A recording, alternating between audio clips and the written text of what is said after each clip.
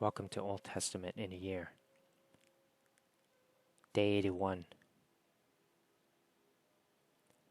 Deuteronomy 5. Moses called all the people of Israel together and said, "Listen carefully, Israel.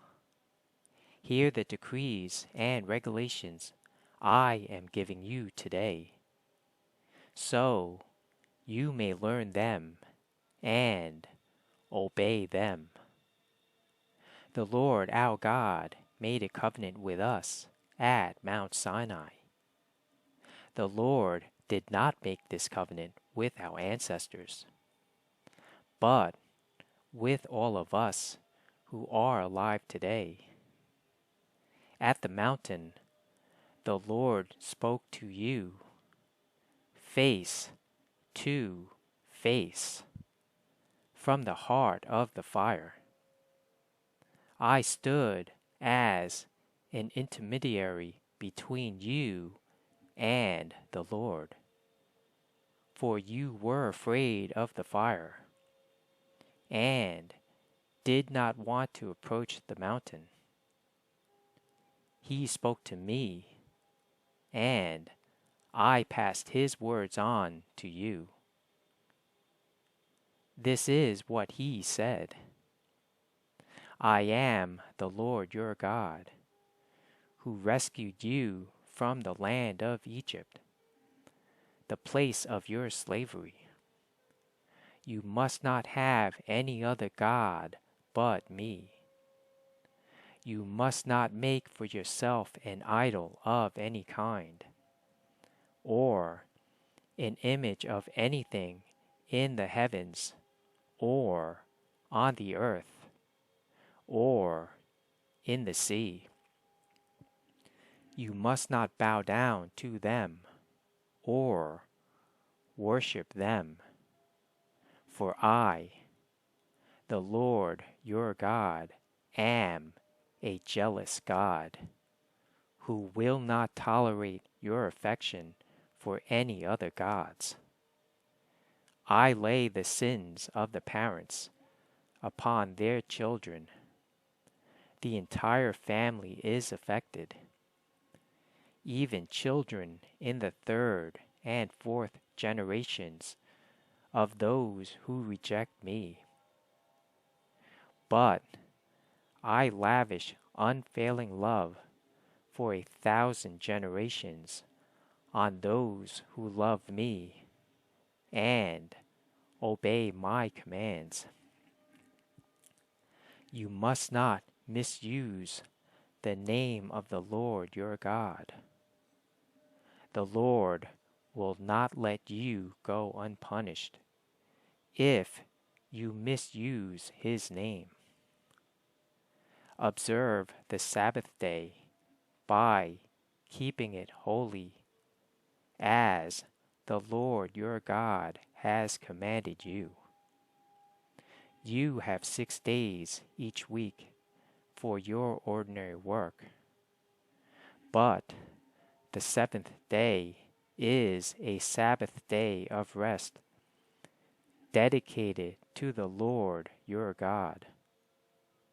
On that day, no one in your household may do any work. This includes you, your sons and daughters, your male and female servants, your oxen and donkeys, and other livestock, and any foreigners living among you. All your male and female servants must rest as you do. Remember that you were once slaves in Egypt, but the Lord your God brought you out with his strong hand and powerful arm. That is why the Lord your God has commanded you to rest on the Sabbath day. Honor your father and mother, as the Lord your God commanded you. Then you will live a long, full life in the land the Lord your God is giving you. You must not murder. You must not commit adultery. You must not steal. You must not testify falsely against your neighbor. You must not covet your neighbor's wife. You must not covet your neighbor's house or land, male or female servant, ox or donkey, or anything else that belongs to your neighbor. The Lord spoke these words to all of you assembled there at the foot of the mountain. He spoke with a loud voice from the heart of the fire, surrounded by clouds and deep darkness.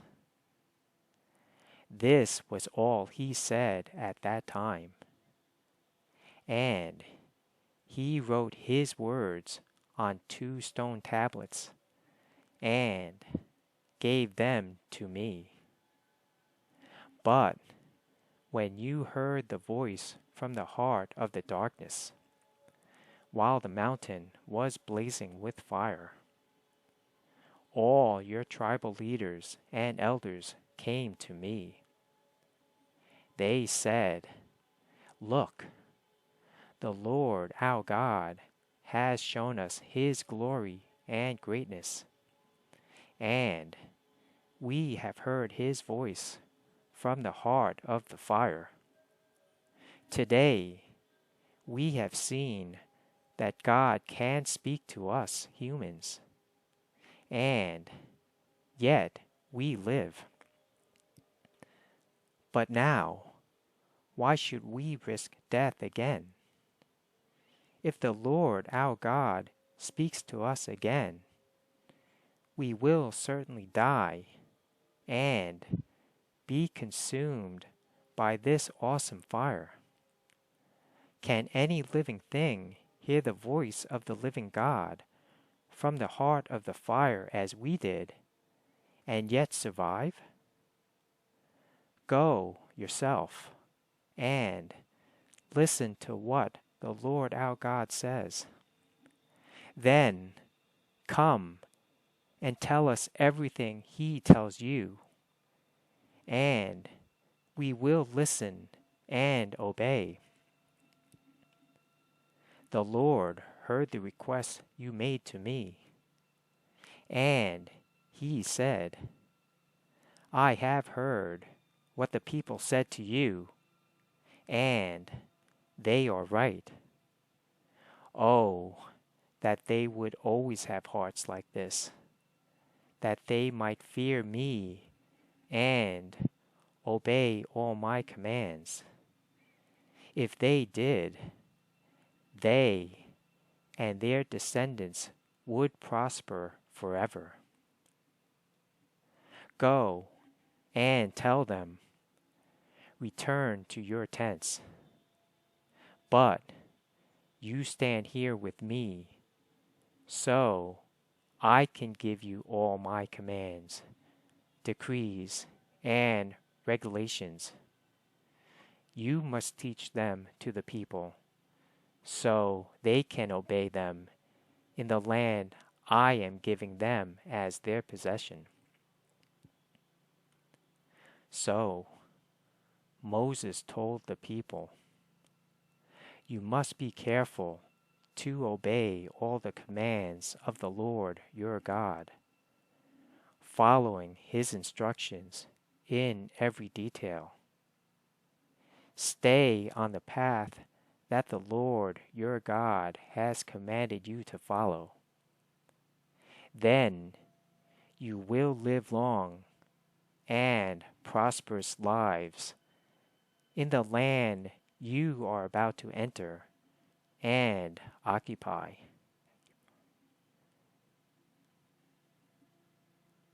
Deuteronomy 6. These are the commands, decrees, and regulations that the Lord your God commanded me to teach you. You must obey them in the land you are about to enter and occupy. And you and your children and grandchildren must fear the Lord your God as long as you live. If you obey all his decrees and commands, you will enjoy a long life. Listen closely, Israel, and be careful to obey.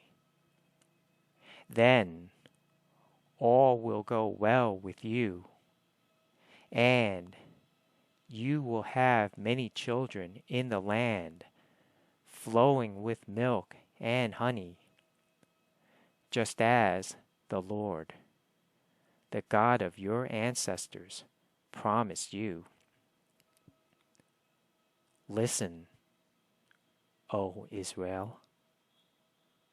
The Lord is our God, the Lord alone. And you must love the Lord your God with all your heart, all your soul, and all your strength. And you must commit yourselves wholeheartedly to these commands that I am giving you today. Repeat them again and again to your children. Talk about them when you are at home and when you are on the road, when you are going to bed, and when you are getting up. Tie them to your hands and wear them on your forehead as reminders. Write them on the doorposts of your house and on your gates. The Lord, your God, will soon bring you into the land he swore to give you when he made a vow to your ancestors, Abraham, Isaac, and Jacob. It is a land with large, prosperous cities that you did not build. The houses will be richly stocked with goods you did not produce.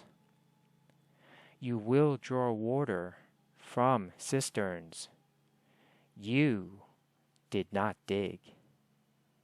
And you will eat from vineyards and olive trees you did not plant.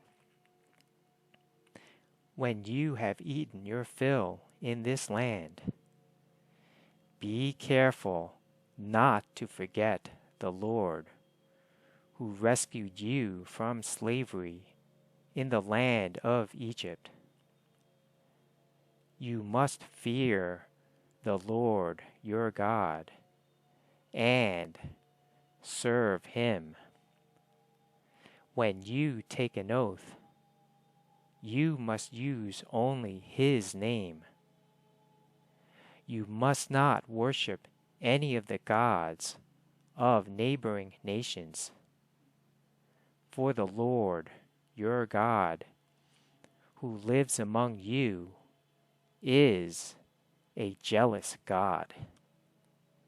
His anger will flare up against you, and he will wipe you from the face of the earth. You must not test the Lord your God, as you did when you complained at Massah. You must diligently obey the commands of the Lord your God, all the laws and decrees he has given you. Do what is right and good in the Lord's sight, so all will go well with you. Then you will enter and occupy the good land that the Lord swore to give your ancestors. You will drive out all the enemies living in the land, just as the Lord said you would.